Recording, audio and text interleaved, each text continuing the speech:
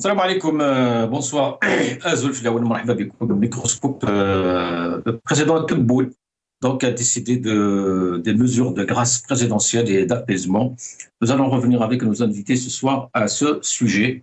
Donc un communiqué a été publié hier par la page Facebook de la présidence et bien sûr repris par tous les médias algériens hier soir et aujourd'hui. On y lit donc le président Abdelmadjid Tebboune a décidé ce jour des mesures de grâce présidentielle et des mesures d'apaisement au profit de 2471 détenus englobant les catégories suivantes. Une remise totale de la peine pour les personnes non incarcérées ayant été condamnées définitivement à une peine inférieure ou égale à 24 mois. Une remise totale de la peine pour les personnes détenues condamnées à une peine inférieure ou égale à 18 mois. Une remise partielle de la peine de 18 mois pour les personnes détenues condamnées définitivement dont la peine dépasse 18 mois mais n'excède pas 30 ans. La remise totale ou partielle de peine est portée à 24 mois pour les détenus condamnés définitivement âgés de 65 ans ou plus, les femmes enceintes et les mères d'enfants de moins de 3 ans. Le président de la République a également décidé de maintenir les exceptions à la grâce, comme d'habitude, pour les catégories mentionnées dans le décret présidentiel. Par ailleurs, le président de la République, Abdelmadjid Tebboune, a décidé des mesures de remise totale du restant de la peine au profit de 14 détenus, condamnés définitivement pour des crimes d'atteinte à l'ordre public. Il a, en outre, décidé de mesures d'apaisement au profit de 8 détenus en détention provisoire ou en attente de jugement pour des crimes d'atteinte à l'ordre public. Voilà ce que dit le communiqué de la présidence. Donc, nous allons essayer de revenir à ce sujet, à cette grâce présidentielle et à ces mesures d'apaisement. Certains parlent d'amnistie aussi, donc on va y revenir dès que nos invités sont tardés. J'ai le plaisir d'accueillir dans cette émission Zakaria Hanesh, défenseur des droits de l'homme. Zakaria, bonsoir, Azoul Aslama. Bonsoir Azul Flawen, salutations à Maralebia et tous nos téléspectateurs. Merci Zaki, marhaba bik. Blaïd Jamer, militant politique. Blaïd, bonsoir, Azoul, marhaba. On a un problème de son à Blaïd. Hein. On ne vous entend pas. Ma'alish, Azwaou avec nous, Azwaou Chemrouk, militant politique. Azwaou, bonsoir. Vous m'entendez? On entend Blaïd, mais on voit Azwaou. Il y a un problème, je pense. Hein. Azwaou? Vous m'entendez? Ah, là oui. Bonsoir, Azwaou. Bonsoir, Hussein. Bonsoir à toute l'équipe technique. Bonsoir aux téléspectateurs qui nous regardent actuellement. Bonsoir à Zaki. Bonsoir à Blaïd. Et merci pour l'invitation. Merci, Azwaou. Azwaou qui n'oublie jamais l'équipe technique et Blaïd qui n'oublie jamais les détenus d'opinion. Blaïd, bonsoir. Bonsoir, vous m'entendez? Oui, maintenant oui. Très bien. Bonsoir Hussein, bonsoir à l'équipe de Maralebia, Azwaou et Zaki Hanesh, sans oublier les détenus bien sûr d'opinion et leurs familles, et les téléspectateurs et téléspectatrices, et merci beaucoup pour cette invitation. Merci Blaïd, et j'espère qu'on va en finir avec cette phrase hein, ce soir, peut-être demain. Enfin, c'est le sujet de ce soir, justement, ces détenus. On en parle à chaque fois. Zaki Hanesh, comment vous avez donc appris cette nouvelle?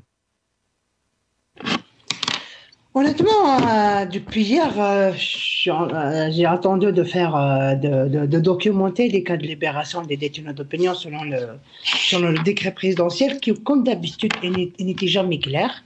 Cette fois-ci, la première remarque que je peux donner par rapport à un neuf décret présidentiel aux libérations, aux grâces présidentielles qui a touché les détenus d'opinion, cette fois-ci, c'est la première fois où ils ont mentionné les détenus ou les détenus qui sont en cours de détention provisoire ou les détenus qui ne sont pas encore jugés. Ça, c'est une première parce que avant, toujours les décrets présidentiels concernant la grâce ou les mesures d'apaisement, ils ont été jamais clairs, mais cette fois-ci, ils ont donné quelques chiffres clés, 8, et je pense ils ont donné un autre chiffre, de toute façon la totalité c'est 12, c'est 22, voilà. Voilà, 14 et 8. C'est la première fois qu'on a eu ce genre de chiffre précis pour les détenus d'opinion.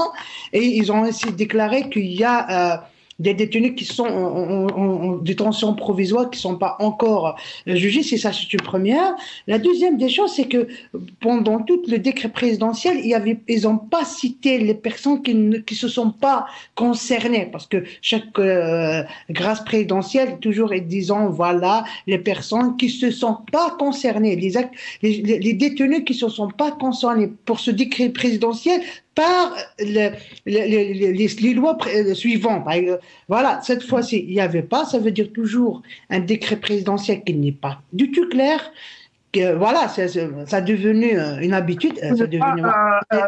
Zakaria, d'autres parlent d'une porte ouverte, justement. Ils parlent même, j'ai vu même des réactions de militants qui parlent d'amnistie. Très bien, parlons d'amnistie. Moi, je veux dire d'autres choses. Si on parle d'amnistie, moi, pour continuer ce qu'on est en train de dire, moi, j'ai resté là hier jusqu'à une nuit tardive pour essayer de documenter des cas qui ont été libérés, des détenus d'opinion été libérés par la grâce présidentielle ou par cette initiative d'apaisement. Mais par contre, j'ai documenté 3 cas qui ont été libérés, effectivement, mais en parallèle, il y avait 8 détentions. Il y a 8 cas de détention provisoire et 3 contrôles judiciaires. Ça veut dire 11 personnes qui ont été poursuivies judiciairement. Pourtant, le décret présidentiel, ils ont dénoncé une action d'apaisement. Une action d'apaisement qui met 11 personnes en poursuite judiciaire, dont 8 en mandat de dépôt, et en parallèle, il n'y a que 3 personnes qui ont été libérées. Je ne vois pas où est l'apaisement dans ce cas-là. Je ne comprends pas. Zakaria, restez avec nous. Blaid Jamer, donc amnistie, grâce présidentielle, alors parce que certains disent que la grâce concerne les détenus condamnés, hein, et l'amnistie justement peut toucher aux prévenus non encore condamnés et dont l'affaire est toujours en cours d'instruction. Donc c'est vrai qu'il y a beaucoup de commentaires par rapport à ce décret ou à ce communiqué de la présidence. Blaid Jamer, qu'est-ce qu'on peut dire justement sur cette grâce?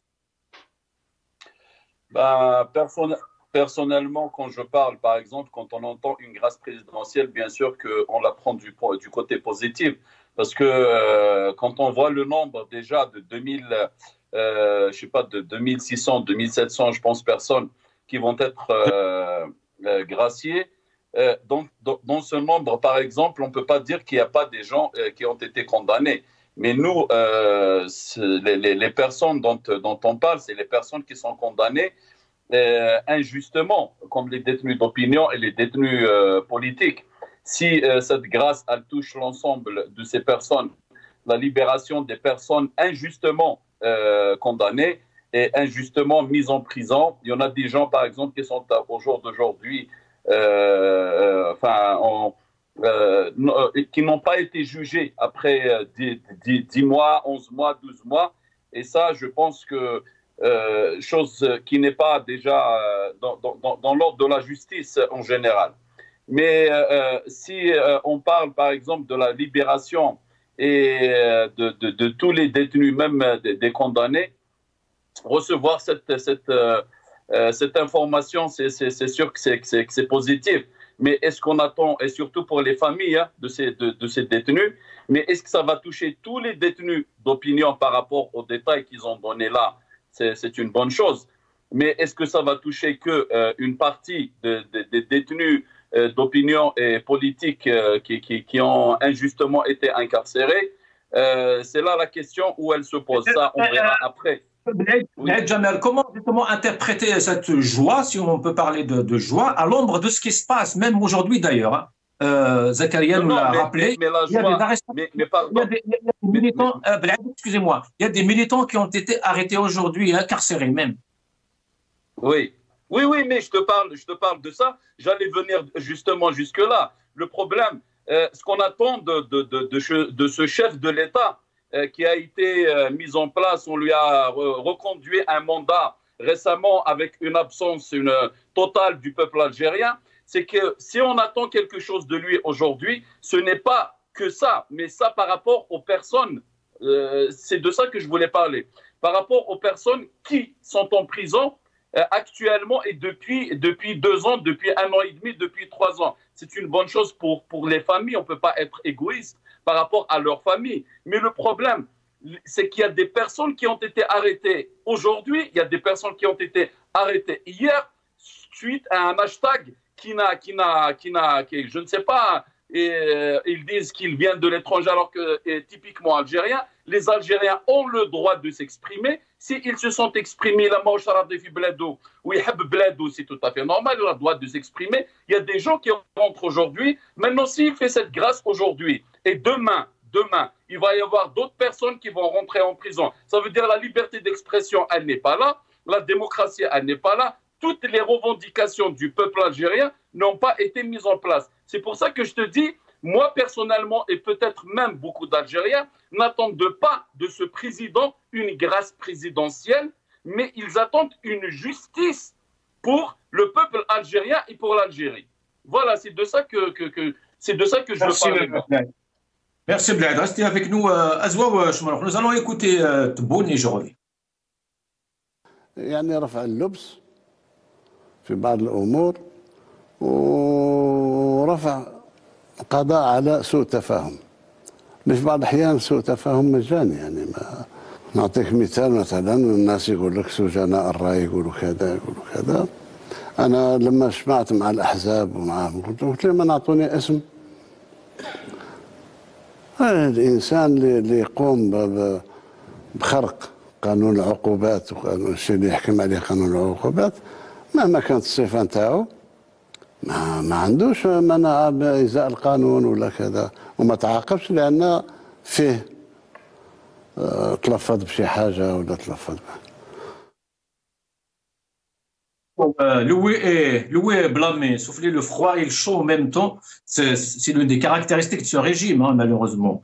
Azwa, comment on peut comprendre cette décision, cette grâce ou et ces mesures d'apaisement aussi? Bon, ça veut Hussein, c'est que c'est pas étonnant du régime algérien qui recule ou qui fasse des concessions, parce que il faut savoir une chose, c'est qu'il passe une mauvaise passe, notamment avec ce qui s'est passé en Syrie. Donc il a peur que, bon, je doute fort pour l'instant, hein, mais il a peur que le sort de Syriens se passe en Algérie, ou ça veut dire soit propagé en Afrique du Nord ou au Moyen-Orient, parce qu'il faut s'attendre à une chose, c'est que peut-être pas tout de suite, mais ce qui se passe en Syrie peut, c'est-à-dire se propager dans les autres régions c'est-à-dire de l'Afrique du Nord ou du Moyen-Orient. Sauf que la différence aujourd'hui, c'est-à-dire il faut attendre. Parce que ce qui s'est passé en 2011, c'est qu'on a vu une propagation quasi immédiate dans toute la région. Mais aujourd'hui, avec le vécu de 13 ou 14 ans de violence, de guerre, maintenant les peuples arabes et les peuples de la région vont attendre pour voir d'abord ce qui va se passer en Syrie, pour après se soulever, bien entendu. Maintenant, le pouvoir algérien, il a cette, si vous voulez, cette crainte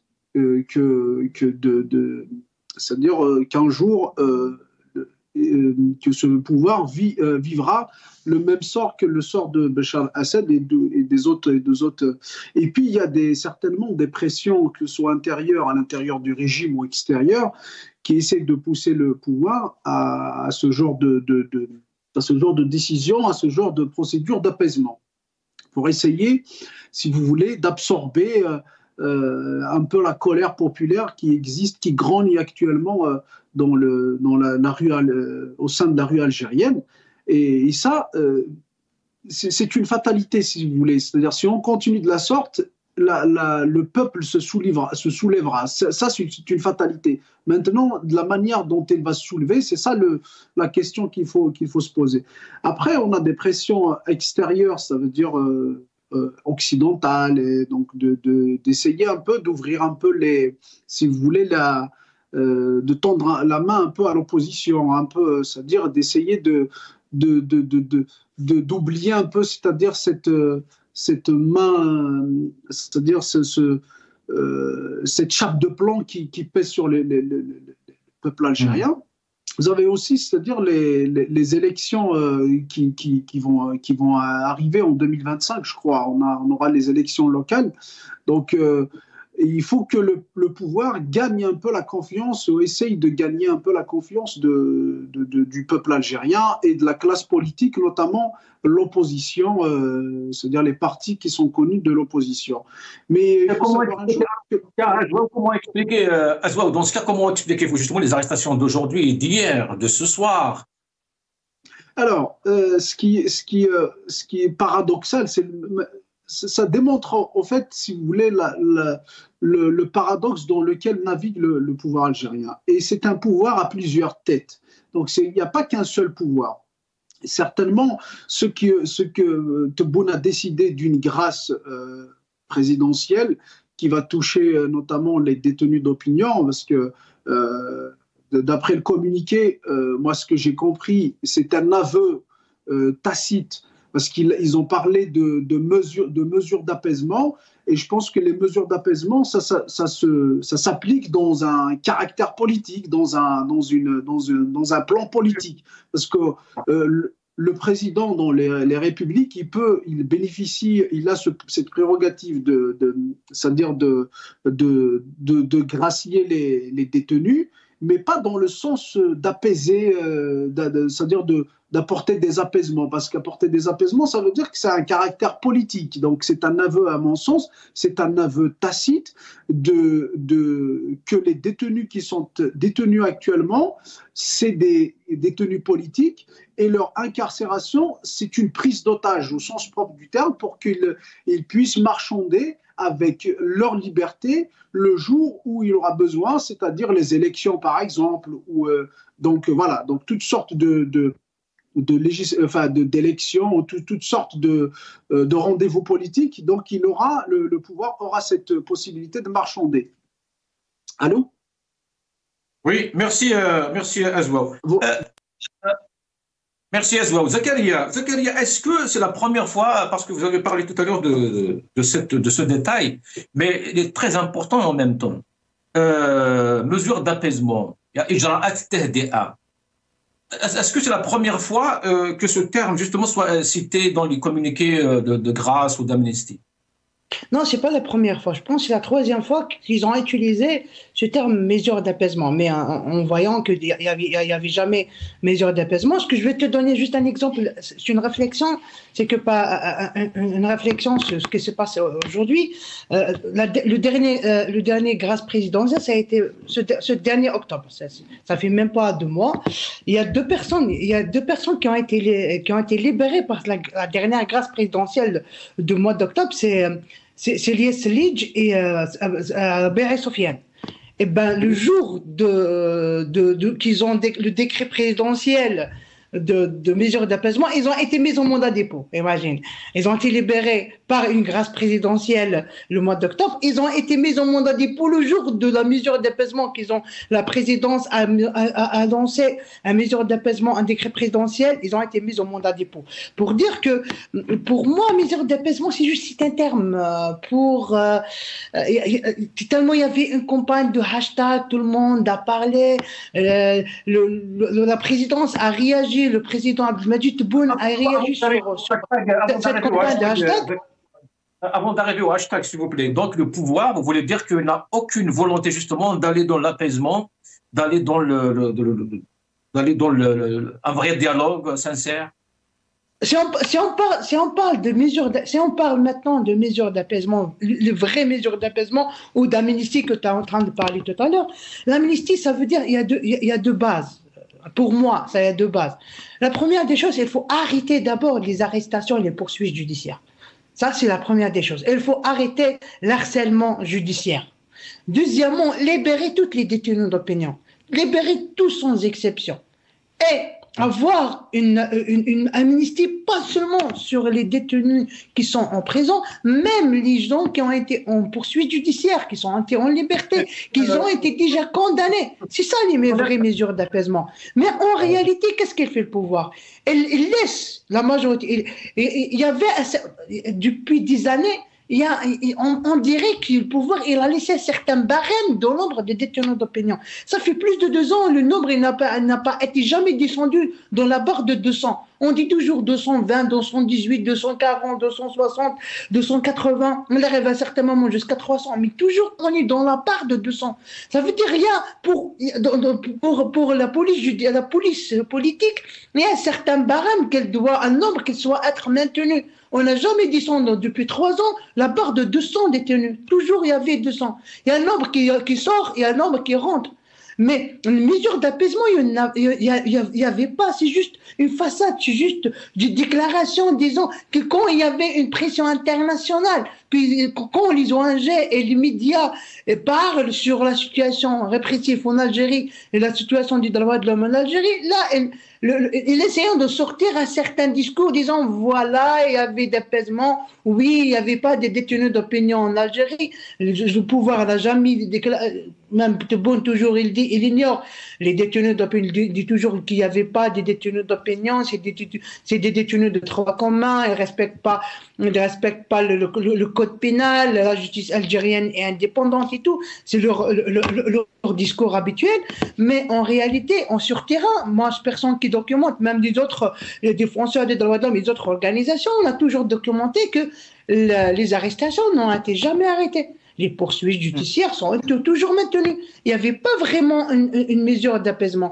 Quand on dit une mesure d'apaisement, quand vraiment, il arrête de harceler les militants, d'harceler les défenseurs des droits de l'homme, d'harceler les journalistes, avoir une liberté d'expression, une vraie liberté d'expression, avoir un certain climat de liberté, parce que toujours il y avait un climat de terreur dans tous les domaines. Il n'y avait pas de mesure d'apaisement. Ce terme-là, d'amnistie et mesure d'apaisement, c'est juste un discours que vous vouliez que transmettez à l'extérieur où je sais pas, où il y avait vraiment l'impression d'essayer de dire voilà, on a libéré, il y a 2 grâces présidentielles, on est en train de libérer les détenus, voilà, il y avait une mesure d'apaisement, mais en réalité c'est juste des Zakaria, est-ce que c'est juste pour la consommation locale et médiatique aussi ce genre de décision? Est-ce que c'est pour dire d'ailleurs on a vu beaucoup d'Algériens qui parlent de Sansal depuis hier à aujourd'hui. C'est fait pour Sansal, c'est juste une ruse pour libérer Sansal. Qu'est-ce que vous en pensez? J'ai pas compris pourquoi les gens, ils ont précisément dans la décret présidentiel, la première réflexion de la majorité de gens que je connais, c'est pas la majorité, mais il y a beaucoup de personnes qui ont déclaré directement le nom de Sansal, disant voilà, parce que c'est vrai, récemment, il y avait surtout la presse française. La presse française, tous parlent sur Sansal, sur la liberté d'expression en Algérie, même au niveau du Parlement européen, les parlementaires de l'Assemblée nationale, toujours essayant de faire il a été reporté par le Parlement jusqu'au mois de janvier. Ça veut dire qu'il y a vraiment une médiatisation sur la situation des droits de l'homme en Algérie, surtout avec l'arrestation de Boualem Sansal. Mais sincèrement, j'ai pas compris pourquoi ils ont mentionné le nom de Boualem Sansal. Pour moi, personnellement, en voyant la situation entre l'Algérie, le contexte politique entre l'Algérie et la France et l'Algérie et le Maroc, moi, je pense pas qu'ils sont ça pour moi. Je sais pas, j'espère. Moi, j'espère que tous les détenus d'opinion ou toutes les détenus seront libérés. Mais pour moi, à mon avis, Boualem Sansal ne sera pas parmi les gens qui vont bénéficier de cette grâce présidentielle selon le contexte politique actuel. Moi, je ne sais pas. Moi, j'ai donné juste un avis, mais on va attendre cet après-midi ou demain pour voir les noms exacts des détenus qui sont bénéficient de cette grâce présidentielle. Voilà. Merci Zakaria. Restez avec nous, Blaid. Jaber, nous allons écouter M. Abdelmajid Tebboune, je reviens. نقوم باتصالات كثيفة واستشارات مع كل الطاقات الحية للوطن، السياسية منها والاقتصادية والشبانية. أن ندخل في حوار وطني مفتوح. Blaïd Jamer, الحوار الوطني مفتوح, un dialogue donc national ouvert. C'était beau, hein, et beaucoup de partis politiques d'ailleurs. Vous avez tous suivi ce qui s'est passé la semaine dernière, le RND, le FLN, Louis Zahnoun, etc., qui ont justement appelé Tebboune à ouvrir ce fameux débat dont il parlait depuis longtemps. Est-ce que justement même cette grâce rentre dans le même, parce que vous-même Blaïd Jamer, Azwa, Zakaria, et Tabou, Ali Belhaj, tout le monde, Mohsen Belabès, Athman, tous, vous parlez à chaque fois, justement, vous exigez des préalables démocratiques, des mesures d'apaisement avant d'aller dans un dialogue. Est-ce que c'est le cheminement que vient prendre la présidence? Non, je ne pense pas que c'est le cheminement. Ce que demandent les partis politiques, enfin les militants politiques ou certains partis politiques de l'opposition, je ne pense pas que c'est le même cheminement, parce que si c'était le même cheminement, ça a été demandé depuis je peux dire depuis février 2019 qu'on demande ça, et le pouvoir répond. Je parle du pouvoir en général, parce qu'aujourd'hui il y a Tebboune depuis le 12-12. Tout retombe sur lui, c'est le premier magistrat du pays, alors on est obligé de le pointer du doigt et tout retombe sur lui, on est obligé d'utiliser son nom. Sinon, si on parle du système en général, il a toujours répondu par la répression. La répression aux simples demandes du peuple.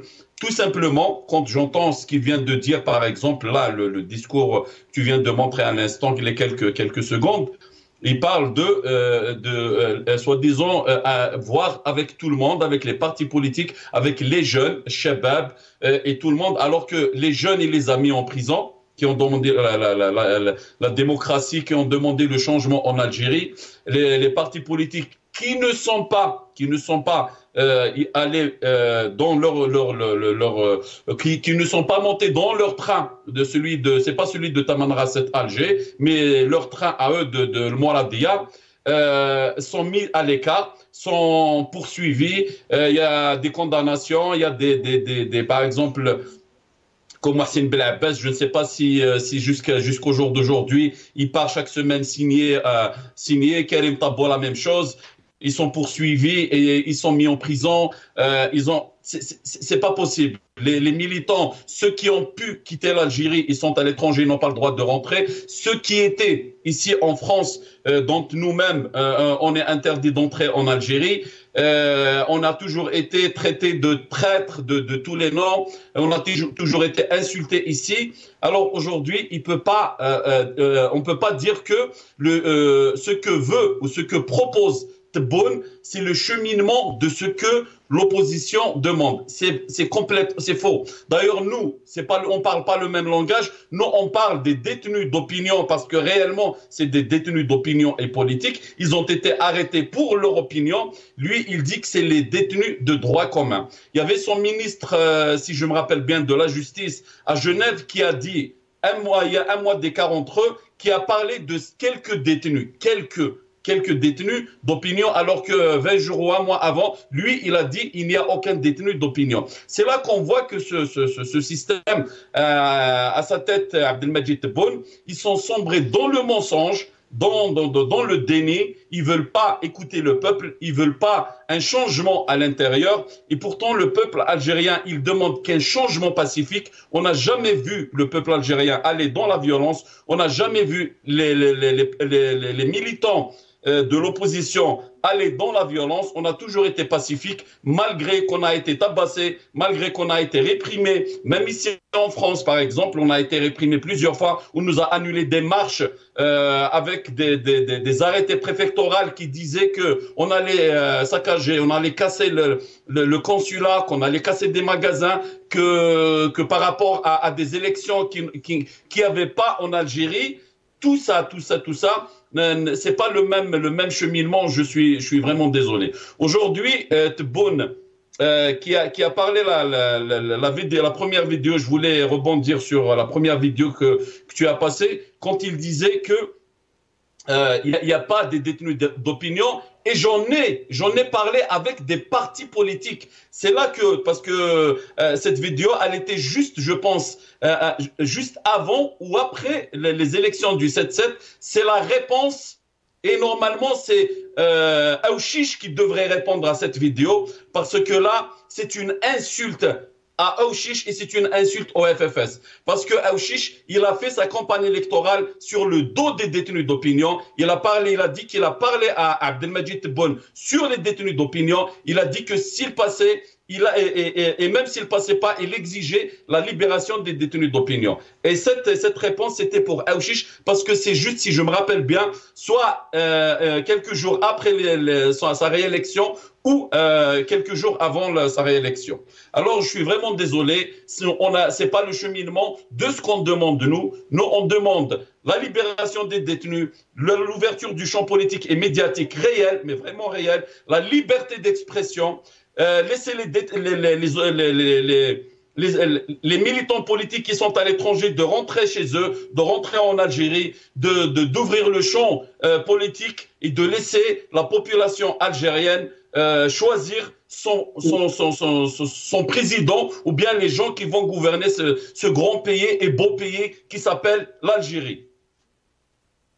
Merci Blaïd, restez avec nous. Azouaou, est-ce qu'on peut faire lecture justement de ce qui se passe en Algérie aujourd'hui, loin ou sans se référer à l'actualité internationale, ce qui se passe en Syrie, l'histoire du hashtag aussi, Mani Charadi, qui a visiblement qui a fait un peu fait réagir le régime, justement par cette grâce, ou parler de mesures d'apaisement. Est-ce que tout le monde sait, que la politique ou l'exercice politique, c'est faire au travail justement le rapport de force? Est-ce qu'il faudrait peut-être penser à d'autres...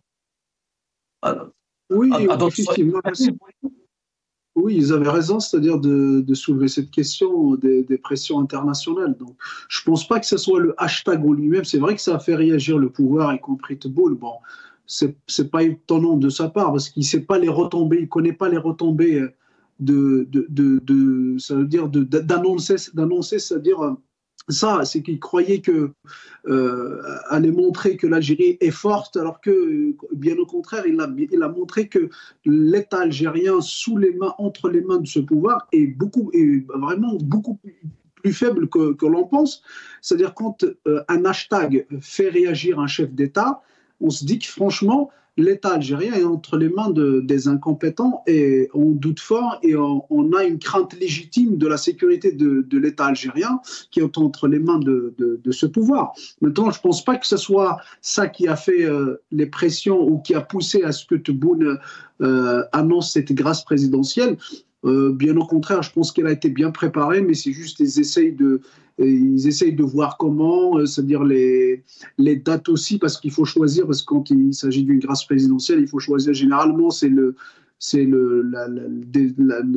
la fin de l'année, ou la fête du réveillon, ou les fêtes religieuses, ou les fêtes nationales chez nous. Donc, eux, ils ont choisi ça sous quelques pressions, bien évidemment, c'est-à-dire intérieures de la part de certains partis, ou de certains conseillers, ou de certains clans à l'intérieur du pouvoir qui poussaient Tebboune à ce qu'il tende la main au peuple algérien de manière générale, et à la classe politique, pour qu'il puisse un peu gagner un peu de légitimité et poursuivre un peu c'est-à-dire ses objectifs de se pérenniser. Il y a effectivement si vous voulez, des pressions internationales, ou des contextes internationaux, et la chute du régime d'Assad en fait partie, je le pense.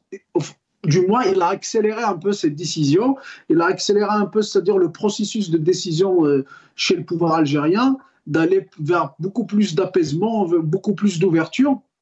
Parce que la chute du régime de Assad, ça veut dire c'est le camp de l'Est qui est tombé. Avant justement l'annonce de ces mesures et de cette grâce, Tebboune a parlé ouvertement et clairement de ce hashtag devant l'Iwali.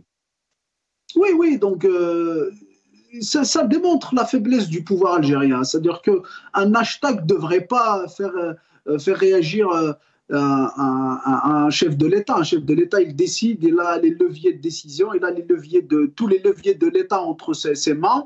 Et il a un pouvoir, il a une souveraineté, il a tout entre ses mains. Donc c'est un chef de l'État, il n'a pas à réagir face à un hashtag, face à une polémique ou à une... Peu importe, c'est-à-dire que ce soit une polémique sur les réseaux sociaux, que ce soit un hashtag de soutien, de solidarité, un chef de l'État, il n'a pas...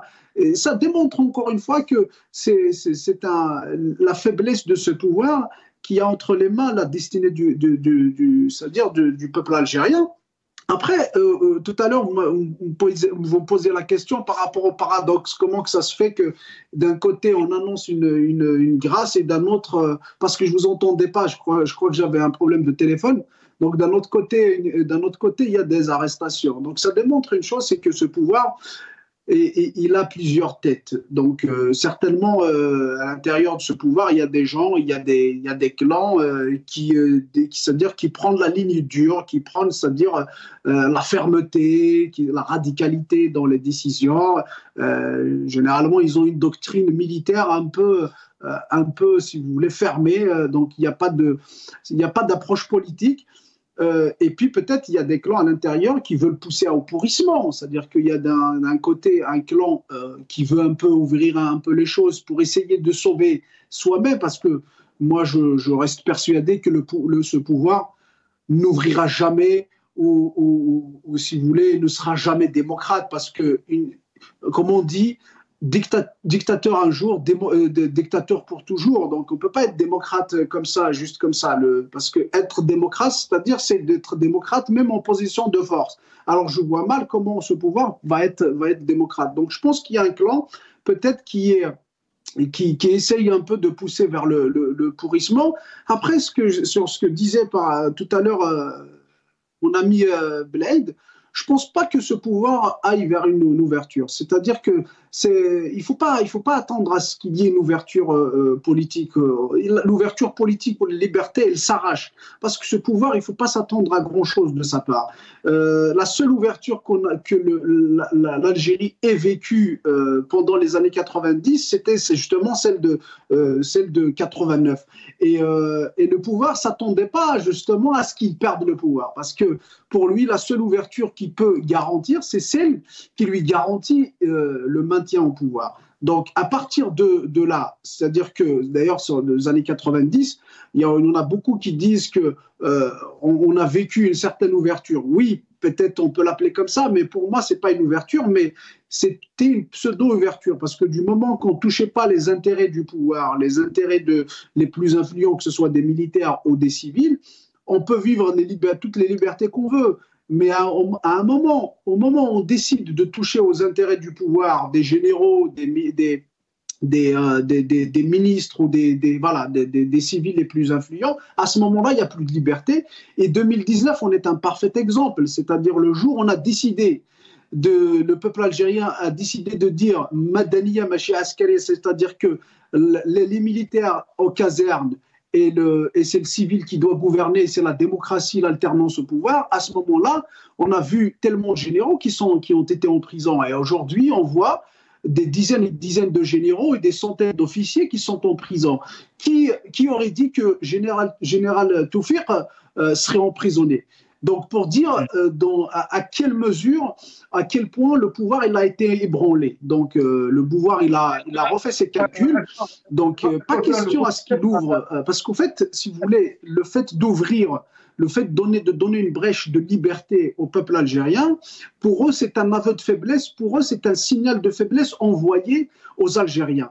Et les Algériens, donc, certainement, ils vont profiter de l'ouverture pour essayer de protester, de contester ce qui s'est passé avec Bouteflika, notamment les dernières années. Donc, si...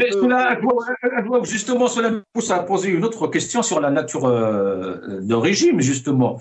Qui gouverne, qui gère quoi, qui gère qui c'est très grave. Si justement, on se réfère à ce que vous dites, Azouaou. Zakaria, qu'en pensez-vous justement de cette question? Est-ce qu'il y a 2 Tebboune aujourd'hui en Algérie? Il y a 3? Il y a combien de Tebboune? Sincèrement, on comprend pas parce que je partage un peu ce qu'elle a déclaré tout à l'heure parce que quand on voit une déclaration de 10 ans de mesures de paix en parallèle, en même temps, il y a une arrestation, des arrestations, des poursuites judiciaires, des mandats de dépôt. Ah, on pose des questions. Est-ce que vraiment bon, je reviens. Il y a avant, en 2022, je pense, si je me trompe pas, il y a Tebboune qui a déclaré aux médias qu'il y avait une amnistie générale. Il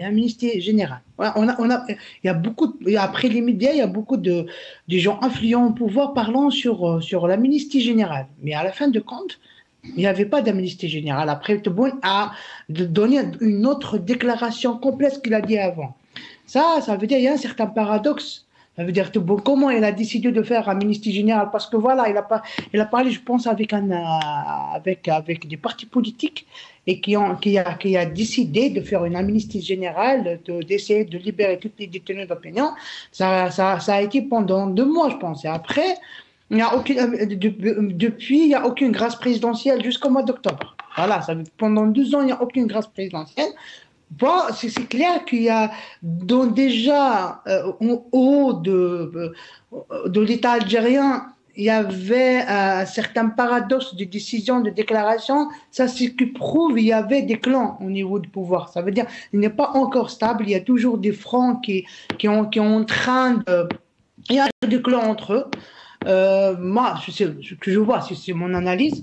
Voilà, clairement pour moi, il y a toujours une guerre du clan.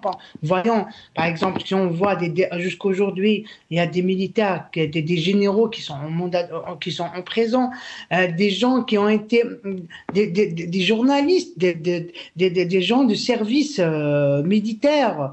Il y a toujours des arrestations. Ça récent, ça fait 6 mois, 8 mois. Il y avait des gens très influents dans l'armée algérienne qui ont été poursuivis judiciairement. Même il y a des influenceurs, des journalistes qui ont été poursuivis judiciairement, et c'est très connu, qui se sont de pro-pouvoir. Ça se montre toujours qu'il y avait toujours une guerre des clans entre eux. Et ça se montre une fragilité sur ce pouvoir-là. Par exemple, en voyant avec les défis internationaux, et en voyant récemment le côté diplomatique de l'Algérie avec la crise avec la France, la crise avec le Maroc, voyons avec ce qui se passe avec les guerres de clans, ça va être, pour moi, c'est très très très négatif pour notre pays parce que malgré nous sommes opposants, mais on veut que le bien pour notre Algérie, quoi. Malgré qu'on va des mais merci Zakaria. Restez avec nous. On n'a pas beaucoup plus. Enfin, on a encore 5 minutes, je pense. Blaïd, si vous étiez amené à prendre la parole, à envoyer un message ouvert, clair aujourd'hui au pouvoir algérien, que diriez-vous? Vous m'entendez? Oui. Moi, personnellement, à passer à Tebboune, je lui dirais d'écouter le peuple algérien et d'écouter surtout les militants de l'opposition, mais surtout d'écouter le peuple algérien. Le peuple algérien a dit son mot depuis février 2019. Et ça, c'est pour le bien-être et la sécurité de l'Algérie et leur sécurité à eux et leurs enfants. Voilà, c'est tout ce que j'ai à dire. Azwaou, la parole est à vous. Azwaou, il y a beaucoup de questions autour de ce sujet, mais bon, on a quand même encore 5 minutes. Azwaou, il faut aller vers où, vers quoi? Ça va, Hussein, il y a 2 choses qui se profilent. Il ne faut pas qu'on se mente, il faut qu'on regarde la réalité telle qu'elle est. 2 choses qui se profilent pour l'avenir de l'Algérie. Soit une solution politique, soit une solution violente. Nous, c'est pour ça qu'on milite, c'est qu'est-ce qu'il y ait une solution politique avant que ce soit trop tard. On essaye d'apporter de la démocratie, de démocratiser le système de gouvernance algérien. On essaie d'apporter plus de justice. On milite pour qu'il y ait plus de justice, plus de démocratie, plus d'égalité, plus de liberté en Algérie, parce que c'est avec cela que le peuple algérien puisse, c'est-à-dire être uni et faire face c'est-à-dire aux défis internationaux, régionaux. Toutes les nations elles sont menacées aujourd'hui. Donc on voit l'ordre international est en train d'être bousculé. Il y a un chamboulement dans tout ça. Peuple algérien, Azwaou, les Algériens qui ont pris l'autre hashtag, par exemple, cette semaine, vous les mettez où? J'ai pas entendu la question. Il y a un autre hashtag. Cette semaine, il y a des Algériens qui ont pris l'autre hashtag en disant Nam'a Bladi. Oui, moi, je pense, voilà, ceux-là, ils sont des Algériens à part entière, bien évidemment. On ne va pas discuter ou discuter leur algérianité, mais ils sont connus qui sont à la solde du pouvoir. C'est un hashtag qui est sorti justement pour dire que qu'ils sont avec l'Algérie. Oui, nous aussi, nous sommes avec l'Algérie. Donc, c'est juste une manière, une parade pour dire que, voilà, au lieu de dire qu'ils sont avec le système d'une manière claire, ils disent qu'ils sont avec l'Algérie. Alors qu'on sait très bien qu'ils défendent clairement c'est-à-dire le système algérien, parce qu'aujourd'hui, il n'y a pas de différence entre pouvoir algérien et État. Donc aujourd'hui, dans la tête des gens du pouvoir et de ceux qui les soutiennent, quand on parle de l'État, c'est-à-dire pouvoir, c'est-à-dire eux.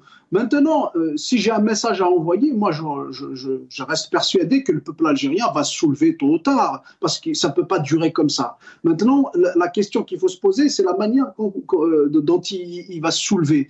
C'est pour ça qu'on essaie de militer à ce qu'il y ait une organisation politique, à ce que tous soient organisés politiquement, pour qu'il y ait des projets, pour qu'il y ait une conscientisation de l'Algérien d'une manière générale, une politisation de l'Algérien, à ce que chaque Algérien, chacun de nous puisse ou prenne ses responsabilités en tant que citoyen, parce qu'aujourd'hui, on a tendance à détester la politique, parce que c'est ce pouvoir qui nous a appris, c'est-à-dire le sens, si vous voulez, péjoratif, le sens mauvais de la politique. C'est-à-dire on a toujours vu la politique du prisme du pouvoir, alors que il y a si vous voulez, le côté noble de la politique. C'est celui de s'occuper des faibles, celui de s'occuper du quotidien, de l'avenir de nos enfants, d'apporter plus de justice dans la société, plus de démocratie, plus de liberté. Je pense qu'en s'organisant, nous, on peut vaincre ce pouvoir. Et c'est la meilleure manière pour aller... Merci, Omdi, Lauriette Belhaïd, à deux mots à rajouter. Belhaïd, un dernier mot, on arrive à la fin de l'émission. Oui, merci Hussein. Moi, je voulais réagir juste par rapport à cet hashtag qui a fait réagir le chef de l'État. C'est étonnant parce que dire Marani Charadé, il me semble qu'on peut le dire aussi facilement. C'est Marani Charadé, et ça ne veut pas dire qu'on déteste notre pays. De ce qui se passe chez nous. Sauf que la réaction de ce pouvoir. Alors, l'hashtag Marani Charadé, ils ont fait toute une histoire, alors que les jeunes Algériens qui prennent l'embarcation de la fortune pour certains et de la mort pour eux, parce qu'ils partent. Pourquoi ils partent? Ils partent parce que Marani Charadé, tout simplement. Alors, le hashtag, il les a fait réagir. Les jeunes qui partent en milliers, et qui sont en train de mourir, ils sont devenus la bouffe des poissons à la mer Méditerranée qui est devenue un cimetière pour les jeunes Algériens. Ça, ils n'en ont jamais parlé. C'est ça qui est impossible dans ce système. Et les personnes qui ont créé le hashtag Rani Ma'abladi, même les gens qui ont dit Marani Charadé, Rani Ma'abladna. On est avec notre pays, sauf que Marana Charadine بهذا le système. ماشي Marana Charadine بالجزائر. Marana Charadine بهذا الحكام اللي راهم داو الجزائر الشعب الجزائري للتهلكة.